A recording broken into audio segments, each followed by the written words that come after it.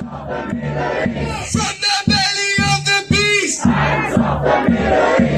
When I say, when Iran is under attack, what do we do? Because we are standing up and we are fighting back, and I want you to put your flags and your fists and your placards in the sky and shout it loud and make sure that they know it. When Iran is under attack, what do we do? When Palestine is under attack, what do we do? When Lebanon is under attack, what do we do? When Yemen is under attack, what do we do? When Iran is under attack, what do we do? When our movement is under attack, what do we do? When our democracy is under attack, what do we do? When Iran is under attack, what do we do? When Gaza is under attack, what do we do? When the West Bank is under attack, what do we do? When Iran is under attack, what do we do? When we are all under attack, what do we do? When our Prime Minister Keir Starmer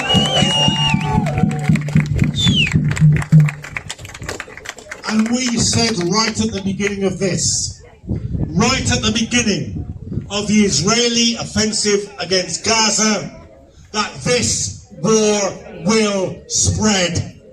That if Netanyahu isn't stopped, he won't stop at Gaza. And he didn't.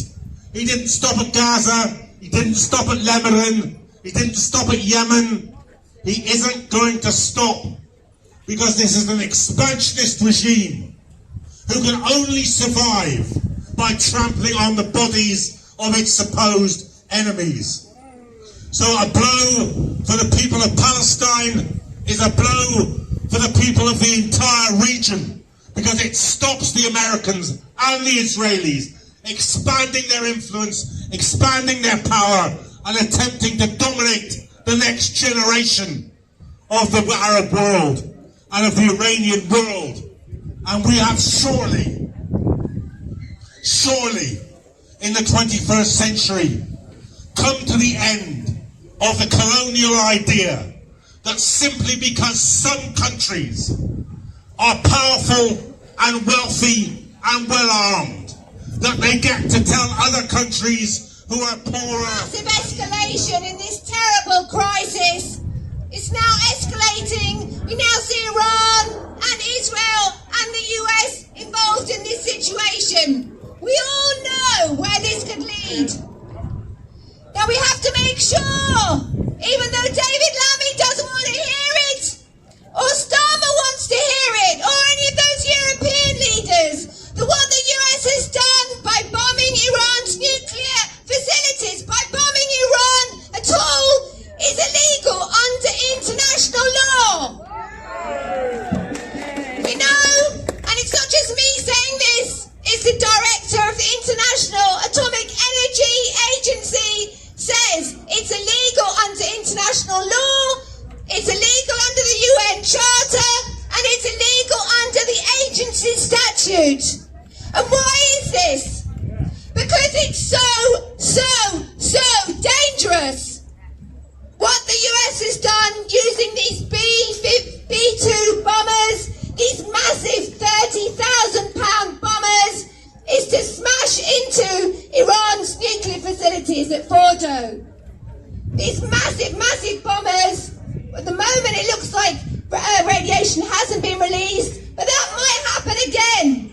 And that radiation will spread right across Iran and possibly into other countries, poisoning those people, giving them generational cancers, poisoning their land for generations upon generations. It's absolutely reckless and disgusting what's happened. And we say shame on the US.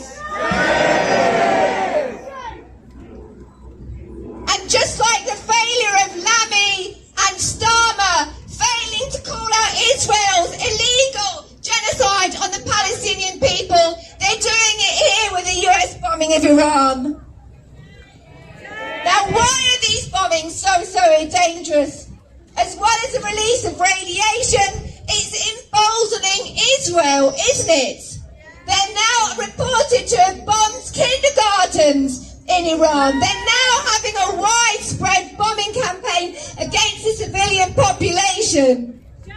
So it's absolutely clear this pretense about a nuclear Like so threat. many of you, it's grim days and it feels pretty uncertain. And just the importance on a Monday night of coming together to be in solidarity with each other, with the Iranian people, with the Palestinian people, with all people who are oppressed and marginalised around the world, to come together and say this is not in our name is important. Before I begin, sometimes when you come to these rallies, you hear other speakers speak and something sticks with you and you just think, that's it right there. And this happened on Saturday, just after I spoke at the Palestinian demonstration. Of all people, it was Paloma Faith. She came on stage and she gave the most simple message, but I think it's so worth repeating. She took the microphone, and I'm paraphrasing, but she said, being here right now, I will lose money. This is dangerous for my reputation, but children are dying in a genocide. And people will say, do you understand all the politics? Is it not a bit more nuanced than that? And she said, I'll just look at them and say, children are dying in a genocide. And people will say, you know, the right-wing media will attack us. Someone said earlier, we need to get our arguments right. We need to be ready for the attacks. And that is important, but ultimately, children are dying in a genocide. And I just think it is so important that we hold in our hearts, that is why we're stood here on a Monday night, because children and innocent people are dying, and we say, not in our name. Not in my name. And this all feels very familiar, doesn't it? A dangerous American president. A UK Prime Minister subservient, ready to be his lapdog.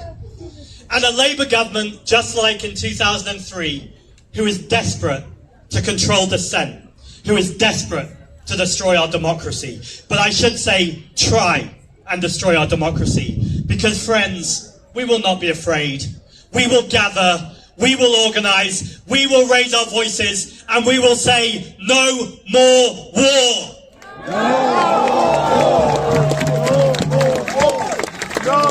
And we know the context that this attack on Iran is happening. There is a genocide happening in Israel. And our Prime Minister is not just complicit, but is an active participant. They are selling weapons. They are sharing intelligence. And now they are sending coded, implicit nods to the American government to say what they are doing in Iran is okay. But it is not okay. And by the way, they don't have to take our word for that. Tony Brennan, the former director of the CIA, not a friend of the anti-war movement, he has said today that Iran is nowhere near having nuclear weapons, that Iran is not an imminent threat to anyone. So the question is, why is Benjamin Netanyahu, why is Donald Trump, and why is Keir Starmer so desperate to distract from what we say with one voice? End the genocide and end the occupation.